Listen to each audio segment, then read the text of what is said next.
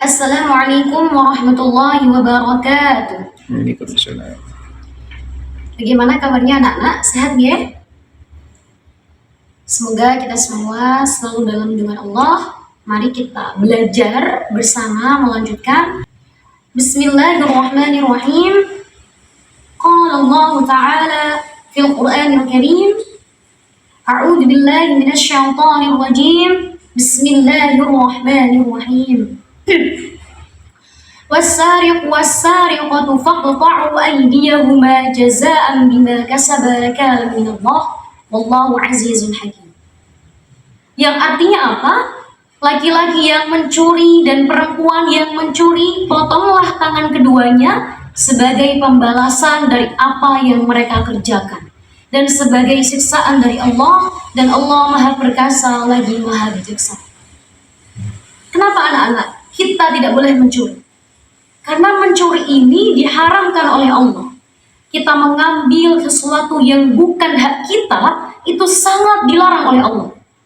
Jadi adik-adik, anak-anakku yang aku sayangi, yang saya cintai, kita tidak boleh mengambil sesuatu yang tanpa izin dan ridhonya. Kemudian Allah Subhanahu wa Ta'ala memberikan qisas atau balasan di dunia, yaitu faqta'u aydiyahuma, potonglah kedua tangannya. Kenapa sampai orang mencuri harus dipotong tangannya? Karena ketika Allah memberikan qisas kepada kita di dunia, maka itu akan meringankan beban kita ketika kita di akhirat. Makanya ini ancaman dari Allah. Kita tidak boleh mencuri, adik-adik. Kemudian setelah itu, jazaan bima kasaba nakalam minallah wallahu azizun hakim. Allah itu sangat-sangat membenci perbuatan yang zalim. Kira-kira kalau kita mengambil yang bukan hak kita, ini zalim apa tidak ya? Zalim ya, adik-adik. Makanya karena kezaliman itu, kita diharamkan oleh Allah untuk menyakiti orang lain. Ya, al-muslimu akhul muslim. Nah, satu muslim menjadi saudara bagi muslim yang lainnya. La tadhlimu, jangan saling menzalim. Salah satu perbuatan zalim adalah mencuri atau mengambil yang bukan hak kita. Kemudian dalam surah Al-Hujurat ayat 10, Allah juga menegaskan innamal mu'minuna ikhwatun fa aslihu baina akhwaykum. Kita semua adalah saudara. Kita, panjenengan, saya, dengan yang lainnya, adik-adik semuanya, memang lahir dari orang tua yang berbeda, tetapi hakikatnya kita adalah satu, yaitu keluarga. Wallahu azizun hakim. Allah tahu adik-adik semua, kita mengerjakan apapun, dari kita bangun tidur sampai kita tidur kembali, Allah tahu semuanya. Tidak ada hijab antara kita dengan Allah Subhanahu wa Ta'ala. Wallahu basirun bima ta'malun. Allah tahu apapun yang kita kerjakan. Jadi intinya apa? Kita tidak boleh saling menzalimi. Kita harus saling mencintai, saling menyayangi.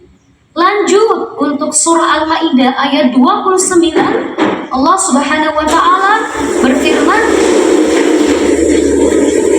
"Faman taba min ba'di dzulmihi wa aslaha fa innallaha yatubu 'alaihi." Nah, barang siapa yang dia bertaubat. Artinya kita semua pasti pernah bersalah ya. Kita semua pasti pernah berbuat dosa. Tapi kata Allah, faman taba, kalau kita kembali kepada Allah, kita bertaubat kepada Allah, min ba'di dzulmihi, sudah kita menzalimi seseorang itu, wa aslaha, dan kita berbuat baik. Artinya kalau kita sudah menzalimi orang, kita tidak sengaja menyakitinya, kemudian kita meminta maaf kepadanya, maka Allah Subhanahu wa Ta'ala memaafkan dosanya. Jadi kalau kita punya salah sama temennya, misalkan nih Mbak punya salah sama adik-adik semua, misalkan ustazah punya salah sama jenengan semua, kalau punya salah adabnya minta maaf. Kemudian kalau misalkan adik-adik punya salah sama ustazah, saya juga maafkan. Nah, itu adalah yang Allah masukkan dalam ayat ini. Faman taba min ba'di dzulmihi wa aslaha fa innallaha yatubu 'alaihi. Karena Allah Subhanahu wa taala memaafkan apapun kesalahan kita, Allah maafkan. Innallaha ghafurur rahim. Lanjut di ayat setelahnya, Allah Subhanahu wa taala menjelaskan bahwasannya Allah mencintai orang-orang yang bertaubat. Nah, dalam ayat sebelumnya Abu Hurairah telah menjelaskan dalam hadis, la'anallahu sariq yasriqul baydah fatuqta'u yadah wa yasriqul habla fataqta'u yadah. Allah Subhanahu wa taala melaknat seorang pencuri yang mencuri sebutir telur.